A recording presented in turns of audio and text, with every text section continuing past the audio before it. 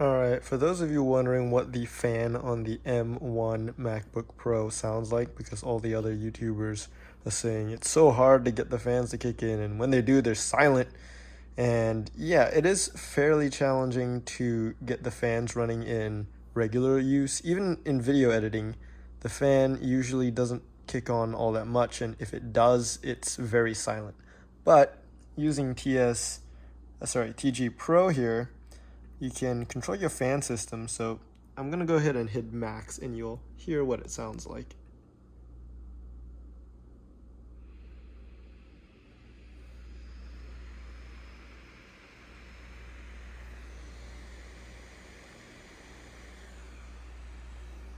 So yep, that's running at, not sure if you can see there, it's running at 7,200 and around there.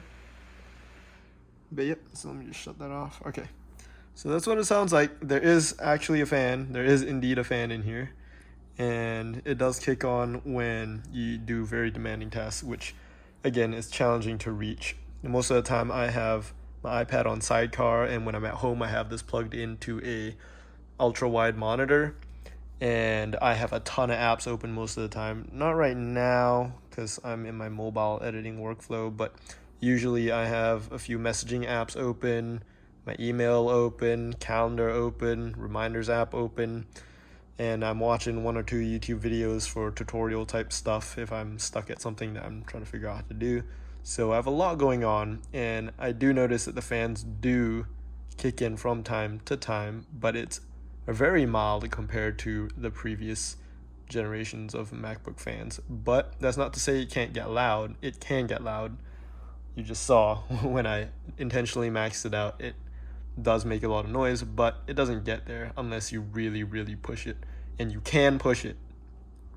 I'm gonna make that very clear. A lot of YouTubers make it seem like it's impossible to reach his limit. It is totally possible. I have absolutely brought this computer to its knees before a couple times when I've had a complicated timeline with a bunch of animated stuff in it, and trying to run it even with proxy footage, it gets really jittery, and sometimes it just doesn't play, and the mouse cursor will disappear and all kinds of crazy stuff will happen.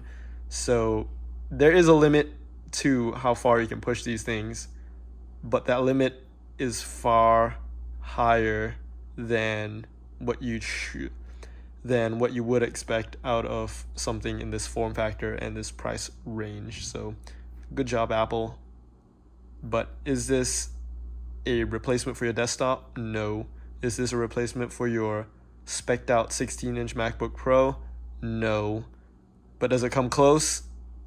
Yeah, it does. It comes surprisingly close, but it will not replace the monstrous machines of the past just yet.